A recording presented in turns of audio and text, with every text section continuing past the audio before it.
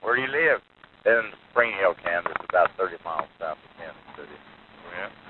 Been there all your life? No, I moved here about 30 years ago. I lived around California, Missouri, Kansas. You acquainted with Arizona much? No, I've been out there. Had a friend there. Had a brother that lived there. Went out and visited him. Oh, out of Mesa? Yeah, in Tennessee. Yeah, well, I live just the other side of Benson. You've heard of Tombstone, 2000? Oh, yeah. Yeah, but I live about 17 miles from it. Right on the river, San Pedro River. If you're ever down this way, look me up. Okay, will do. Brown was in the middle of that mess, too? Yeah, we survived it all right. Must have had good ballast and everything, huh?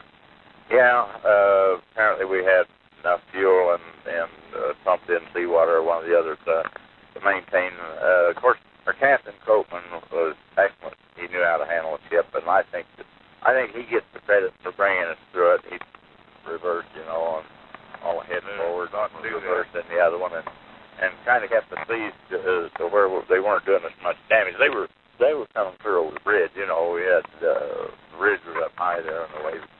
And like I said there, I didn't even realize the ship could roll over in a storm. I didn't feel insecure. I had a bunk from my regular sleeping quarters raft, back aft. But I had got a hammock swung up on the bridge on the port side, and I was sleeping up there, and it was really great. So when I started to go up forward to go on my wheel watch at midnight, 12 to 4 watch, I like to not made it up there. The ship would roll over, and you're walking on the deck, and then the next minute you're walking on the bulkhead. Yeah, well, I was on the 4 to 8 watch that morning. It was rough and held in it. And that seawater hitting your face like buckshot, But I just opened the hatch, jumped out, dogged it back down, and climbed up the ladder on the superstructure deck and worked myself up with the lifeline. Man learned how to get around, don't he? Yeah. Well, you feel obligated to stand your watch, I come up out of the fire room at 8 o'clock, went down through the mess hall, and God, they had hard-boiled eggs, and that God is stinking his damn mess. Them trays were flying around in there, and I just walked up and come up the starboard side, and it took me a good while to get back aft, because I was watching those waves. Yeah. To time them so it wouldn't get washed overboard. I made it. Yeah. I went down and got my razor and shaved it, hanging on one arm and shaved even. Ellen, I just got to butt in here for a minute. Martin Hinton from Fox News, the War Stories producer, he had the biggest chuckle over the fact that you went back down and shaved. Yeah. That's a habit, I guess. And my feet was hanging straight out. I was hanging on one arm trying to shave. But I got her done. Went down, got in my buck, and that was the third tier up, and then that mattress kept sliding out under me and sliding out. I'd pull it back.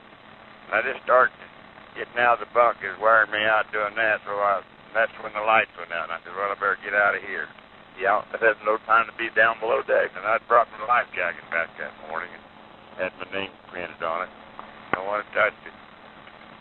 I got that on my shoulder, and when I got up on top side, guys give me a hand up. Yeah, every year when December the 18th rolled around, but I think about it.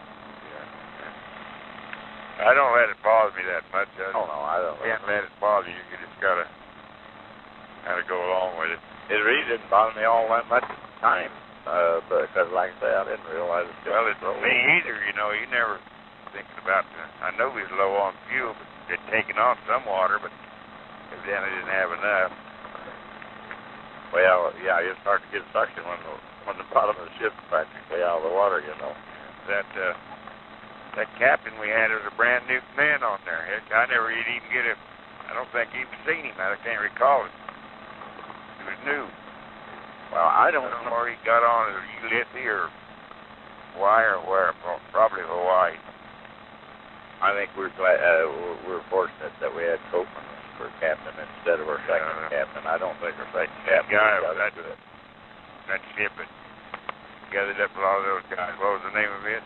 Neighbor or something like that, I think. I'm sure we seen that. And it looked like it didn't have no superstructure hardly. Yeah, it lost it. It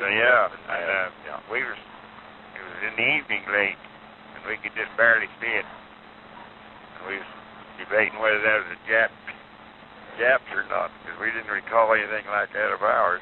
Now, we had some superstructure damage on the 20-millimeter shields, and the superstructure was damaged some, but we weren't tore up all that terrible bad. Somebody, as the Tabor was coming into harbor, one of the carriers hailed her and said, "What kind of ship are you?" And the skipper or whoever was on deck at the time says, "We're destroyer escort. What kind of ship are you?" Well, you know, you're talking about seeing that ship, and they didn't take up, but, well, you know, it's almost impossible to see a man in the water in normal weather. Your choppy waves, that you couldn't see nothing unless you had a light. Right, a light or a dye or something like that. Of course, you didn't have no dye, but pilots didn't have a light or nothing else. Got ripped a lot of our supplies off. We didn't even hardly have it. We had malted milk tablets, spam, and hardtack. Damn dry, you couldn't hardly eat that. Right. I sucked on those malted milk tablets most of the time. Kind of kept me up a little. Anything's a blessing. We lowered the lattice work inside, yeah, so we could sit up on the side and put our feet on the bottom. It worked good. We could rest, you know, at night that way. We wouldn't have to worry about floating off or something. You must have tumbled over and over several times. Yeah, as waves were rolling. Yeah, that wore us out. I don't know how many times that damn thing rolled over. Yeah. We'd just go up and come back hanging on. I got lost twice, had to swim to it. Okay. So I wasn't paying attention, wasn't holding on good. Kind of weak, probably, for one thing. Going along without it. Well, did you have any water at all in your water cask? We had 2 kegs. And someone got into, I never did find out who done it, got into one of them and didn't tie it on good, and it got away. Oh, hell. But we rationed the other keg. We still had a little water when you guys picked us up. Now, I told the guys we're going to get picked up today. Yeah, I'll be damned. Just the feeling I had. Premonition? Yeah, premonition. Sure enough, the plane going to drop the water marker and pretty quick. Guess they radioed the Brown. Either there's that there. Yeah, that was unbelievable. You know, I didn't realize at that time, when we was going through that storm, I didn't realize the ship would even roll over. I thought, well, you know, we're safe. Well, that thing of ours was evidently it was pretty low on fuel, because anyway, last time I seen it was laying plumb over on its side.